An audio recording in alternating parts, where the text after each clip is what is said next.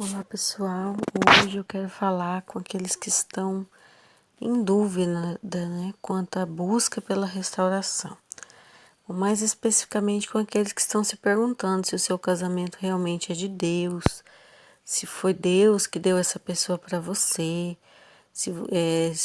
aqueles que têm dúvida quanto ao momento em que fizeram essa aliança, né? Muitas pessoas dizem assim que quando se casou não conheceu o Senhor, ou que a pessoa com quem se casou antes de se casar se mostrava de uma forma e depois que se casou, essa pessoa se mostrou de outra forma, né?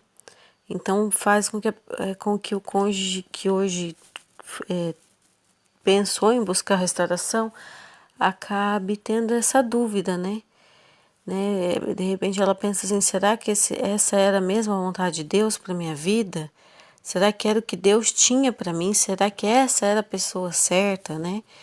Às vezes a gente ouve isso de pessoas que estão buscando a restauração. Então a primeira coisa que nós precisamos entender é que nós temos que levar todas as nossas dúvidas para a palavra de Deus, né? É a palavra de Deus que nos revela, que nos mostra qual é a vontade de Deus, quais são os planos, o que é a lei do Senhor. Enfim, só a palavra de Deus pode trazer luz para aquilo que sonda a nossa mente e o nosso coração. Então, na palavra de Deus, quando nós vamos buscar essa revelação, ela não existe nenhum lugar que diz que é Deus quem escolhe um cônjuge para a gente, né? Em nenhum lugar diz que Deus escolheu fulano para ciclano, beltrano para... Não existe isso, né? Somos nós que escolhemos o nosso cônjuge, né? O único cônjuge que Deus escolheu foi a Eva para Adão, né? Porque só tinha Adão, ele teve que fazer outra, né? A partir do momento que a terra estava cheia e povoada, a escolha foi nossa, né? Só deu um mandamento para que nós crescermos e multiplicarmos, né? Mas ele não fala assim, olha, fulaninho vai ficar com ciclaninha, né? Não. A escolha é nossa, nós escolhemos e nós geralmente escolhemos por aquilo que nos atrai mais, aquilo que nos agrada. Então, essa pessoa foi você que escolheu, não foi Deus, né?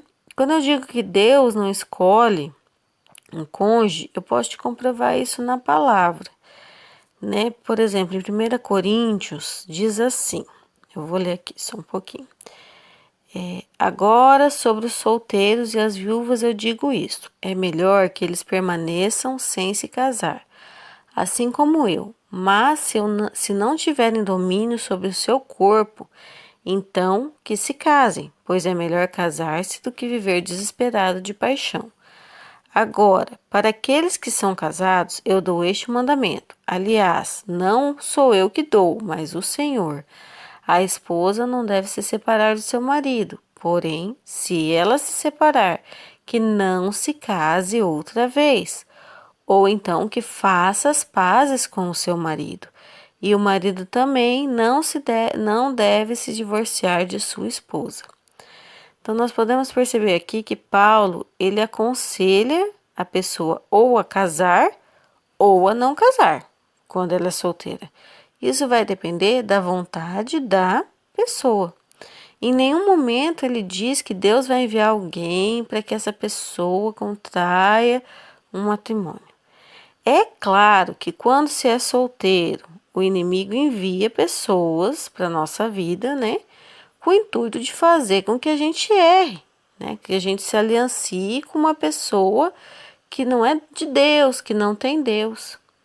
E é claro também que se nós estivermos buscando a Deus quando se é solteiro, Ele também vai inclinar o nosso coração para uma pessoa que é dele, uma pessoa que busca a Deus.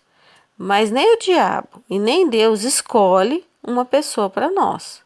Somos nós quem escolhemos, né? E nessa passagem aqui de 1 Coríntios, a gente pode ver que, né, primeiro a gente vê que Paulo falou, você casa ou você não casa, vai depender da sua conduta, de se você consegue se controlar, né? E quando ele fala que quando ele fala para os casados, ele fala assim, que ele dá um único mandamento. Ainda observa, não é ele, Deus que dá. Se você casar, não separa. E se separar, não se case outra vez. Se desejar casar outra vez, é para casar com o mesmo. É para voltar para o marido, para se reconciliar com ele e não ir atrás de outro. Né? Então, esses são os mandamentos de Deus, é o que está na palavra, tá?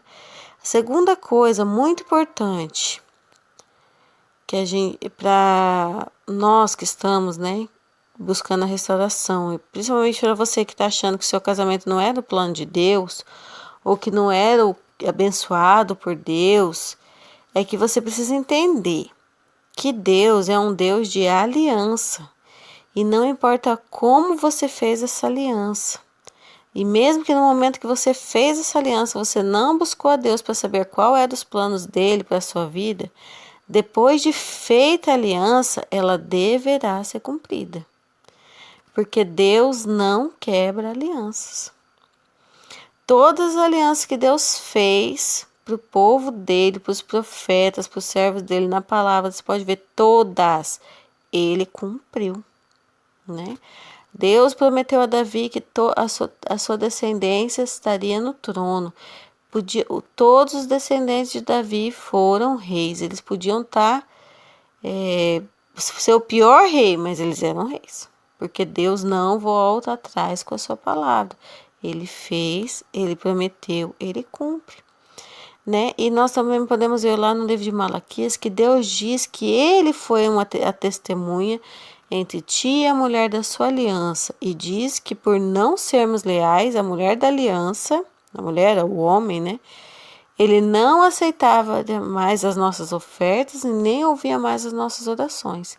E depois ele afirma com todas as palavras, veementemente, que ele odeia o divórcio, odeia o repúdio. Né? Ele odeia. É uma das poucas coisas que a gente vê dentro da palavra de Deus que ele diz que ele odeia. Né? Então, se nós dizemos que nós amamos a Deus, que nós servimos a Deus, nós não podemos fazer algo que ele afirma com todas as palavras que ele odeia. E eu também quero te dar outro exemplo de aliança que foi feita sem consultar a Deus e que Deus fez com que essa aliança fosse honrada. E que quando a pessoa... E também tem um outro lado, que quando a pessoa resolve honrar essa aliança, Deus faz com que o sobrenatural aconteça para que essa aliança seja honrada. Né? Nós podemos ver isso acontecendo no livro de Josué, entre os capítulos 9 e 10, onde os gibeonitas tentam enganar, não, eles enganam os filhos de Israel, o povo de Deus, dizendo que eles eram um povo de uma terra distante, que eles tinham ouvido falar do povo de Deus, né? Desse povo que tinha derrubado as muralhas de Jericó e que estava avançando, né? Que tinha atravessado o Rio Jordão e estava avançando e iam conquistar toda aquela terra, terra de Canaã, porque Deus, o Deus dele, o Deus de Israel, havia prometido para eles, né? Havia prometido dar aquela terra por herança. Então esses gibeonitas, eles pedem para que os israelitas façam uma aliança com eles. Só que na verdade esse povo era um povo vizinho, era um dos povos que deveriam ser conquistados, né, por Josué e os israelitas. Então, e eles vêm, né, até Josué, até os líderes, né, do povo, se fingindo que era um povo de uma terra distante, que tinham caminhado durante muitos dias, muito tempo, só para fazer essa aliança com Josué, para servir a eles, porque eles sabiam quem era o Deus desse povo, né, do povo de Israel. E eles davam evidências, né? A roupa, né? Se você ler lá o capítulo 9, principalmente, fala que a roupa deles eram gastas, que os sapatos eram gastos, que o suprimento deles era pouco e o que tinha estava estragando, porque tudo mostrava que eles tinham realmente viajado um longo tempo pelo deserto para encontrar os israelitas. Então os israelitas acreditaram naquela história e fizeram uma aliança com aquele povo, né? Aceitaram eles ali para viver com eles, né? Ser servos deles e tal. E quando os israelitas foram avançar e chegaram na terra de Gibeon, né? Dos gibeonitas, os representantes, né, dos gibeonitas falaram que eles não poderiam destruir aquele lugar, né? Porque a ordem de Deus era exterminar todos os povos para que a terra de Canaã fosse dos israelitas, porque eles haviam feito aquela aliança. E Deus fez com que os israelitas honrassem aquela aliança. Por quê? Porque Deus é um Deus de aliança, né? Deus, ele não permite que a aliança ela seja desonrada, né? E tem mais, né? Quando esse povo foi atacado por outros 5 reis, porque o que aconteceu? Os outros povos, os outros 5 povos que estavam naquela terra, viram o que os gibeonitas fizeram, que eles fizeram aliança com Israel, que era o povo que ia vir atacar eles. Então eles se enfureceram e falaram: não, nós vamos atacar esse povo de Gibeon, porque eles fizeram isso. Eles, em vez de se aliançar conosco para a gente vencer o povo de Israel e não deixar eles tomarem a terra, eles foram lá e fizeram aliança com o povo de Israel. Então nós vamos atacar eles. Então vieram 5 reis contra Gibeão. E Deus fez com que os israelitas lutassem ao lado dos gibeonitas por causa dessa aliança. E quando Josué buscou a Deus, né, nessa batalha, ele se fortaleceu tanto no Senhor, ele estava tão em Deus, que através de uma palavra profética que ele lançou nessa batalha, ele fez o impossível acontecer, o sobrenatural acontecer. Ele profetizou que o sol e a lua iriam parar para que eles enquanto eles não vencessem todo aquele povo, né, que estava vindo que foram contra eles, os 5 reis, né, os 5 povos. O sol e a lua ficariam parados, e o sol e a lua pararam, porque Josué estava honrando uma aliança. Então, assim, se Deus honrou essa aliança, né, entre 2 povos, entre um povo que era para ser exterminado por um povo que não foi obediente à palavra de buscar a Deus antes de fazer qualquer aliança, né? A gente pensa assim, não, mas eles eram os israelitas. Se eles fizeram uma aliança, Deus estava nessa aliança. Não, o erro deles, o erro de Josué, foi de só olhar para as evidências e não buscar a Deus, que é o que geralmente que é o que acontece, que é o que eu penso, né? Eu vejo que acontece com quem está buscando a restauração e pensa assim: ah, mas será que Deus estava comigo no meu casamento, quando eu fiz o meu casamento, porque eu não buscava Deus, eu não conhecia Deus? Estava. Deus foi testemunha entre você e o homem da sua aliança, entre você e a mulher da sua aliança, independente se você estava buscando a ele ou não, né? Os israelitas eram o povo de Deus. O que eles erraram é que eles não buscaram em Deus, eles não consultaram a Deus se aquele povo realmente era quem eles diziam que eles eram, né? Eles fizeram aliança. Então, independente de como foi feita a aliança, Deus fez com que eles honrassem a aliança. Então, se Deus fez com que eles honrassem essa aliança, quanto mais uma aliança de casamento, que é uma aliança que é comparada ao relacionamento de Deus com a sua noiva, com a sua igreja. Então, não tem outro jeito. Deus honra a aliança, e nós, como filhos dele, como pessoas que amam a ele, que servem a ele, que buscam ele, a gente não tem o que fazer, né? Então, mesmo que você pense que antes de você casar com o seu cônjuge, ele se mostrava de uma forma e depois que se casou, ele se tornou outra pessoa. Mesmo que você pense que antes de me casar, eu não conhecia a Deus, então por isso eu não consultei a ele, né? E antes que você pense, eu engravidei, então por isso eu me casei, nem era a pessoa que eu queria. Então, antes que você pense qualquer coisa, ai, casei no impulso, casei porque queria sair da casa dos meus pais, casei por isso, casei por aquilo. Não importa o porquê você casou. O que importa é que uma aliança foi feita. E Deus é Deus de aliança. Pode existir 1000 motivos que fizeram você contrair esse matrimônio, fazer essa aliança.